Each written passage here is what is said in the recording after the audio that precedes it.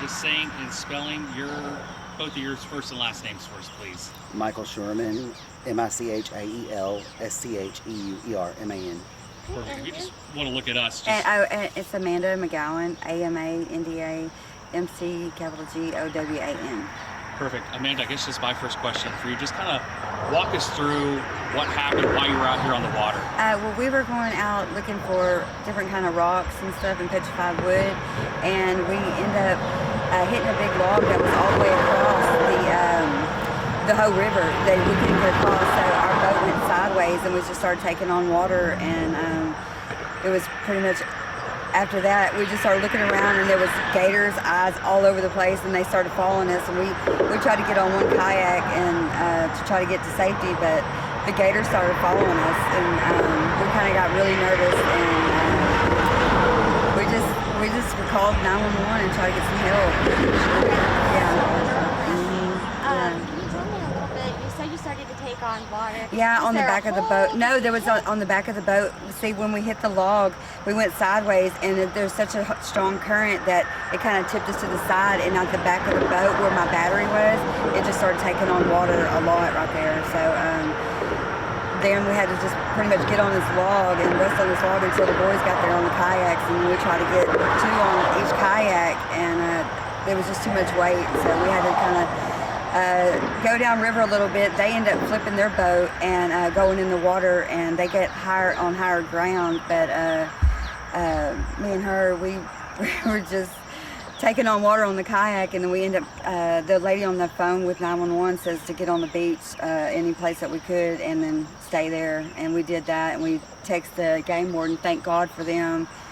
First responders, big thank you for them. Thank you so much. Thank y'all so much, but yeah, we got out okay. So how many boats were involved? I had my flat bottom, and then the boys had two kayaks. Two kayaks and a flat bottom. And so there were four of you all together. So yeah. one person on each kayak. And me and then her two on the my flat bottom. Yeah, I had a 14-foot flat bottom.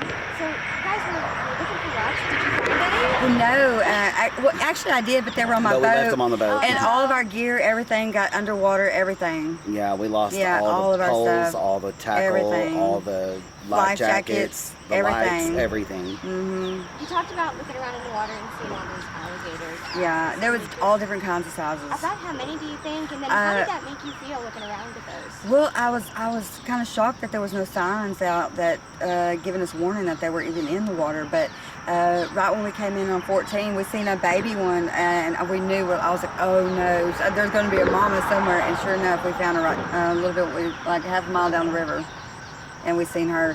But it was like a good 4 inches apart in her eyes, so I know she was a pretty good size gator. So you said they were coming up to you. You think maybe she was trying to protect her babies? Well, I don't know, but they were not scared. I don't know if they were curious or whatever. They weren't really aggressive either. No, they weren't aggressive, but they're not shy. When did you guys get out here to on the river? Right around 4 o'clock yesterday afternoon. And you guys have been out here all that time? Have you been floating down the river? No, we actually we stayed, it happened around midnight, and we had to stay right there, and they kept a drone on us the whole time with a light and to make sure we were okay. And me and her built a fire, and that's how they found us. Yeah.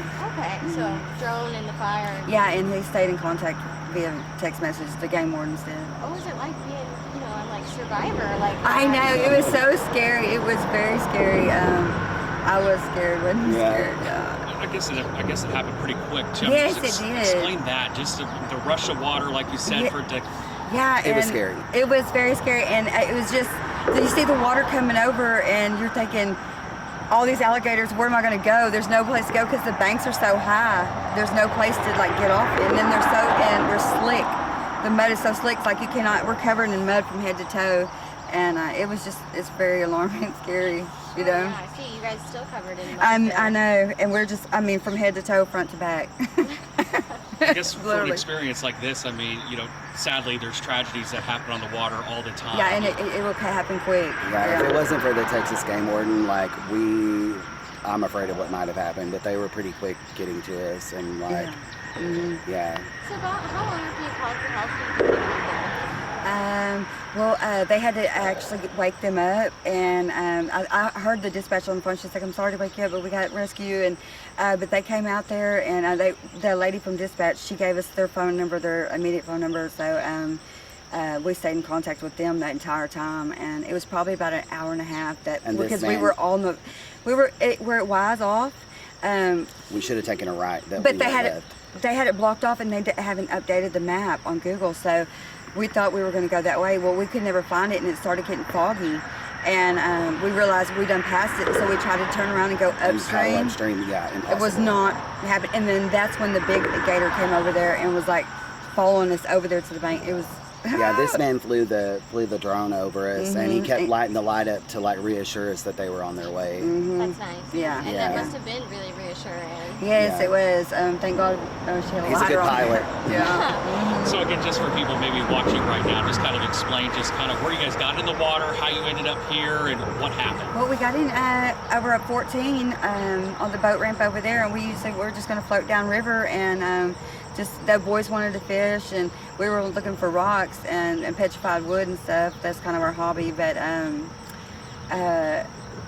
it just happened so fast, y'all. I don't know. It just happened so fast. I mean, it was. But they secured all the boats for us. To come Yeah, back they did, and so. they were going to tow my boat in, and they're going to allow Corey to come get his later on today. So.